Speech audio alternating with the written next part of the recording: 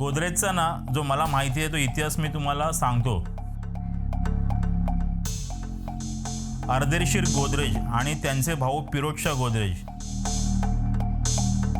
यांनी 1897 साली गोदरेज कंपनीची स्थापना केली.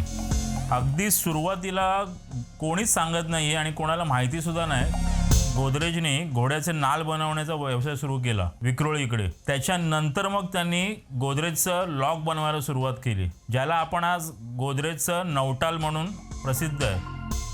आणि प्रत्येक घरोघरी ते गोदरेजचं लॉक वापरलं जातं. गोदरेजचं आणि पारशांसारखंच विश्वासू आणि मजबूत. नंतर हीच कंपनीची परंपरा अखंड अजूनपर्यंत चालू आहे.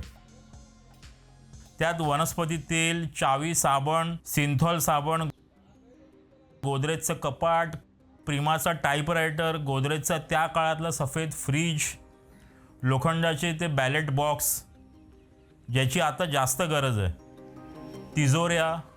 आणि हे बॅलेट बॉक्स आहेत ना, 17 लाख बॅलेट बॉक्स त्या वेळेला त्या जमान्यात गोदरेजने बनवलेले लोखंडाचे, आणि जे की अख्ख्या भारतामध्ये मतदानासाठी वापरले जायचे. गोदरेजमध्ये प्लांट नंबर 7 मध्ये ना एशियातलं नंबर 1 टूलरूम आहे.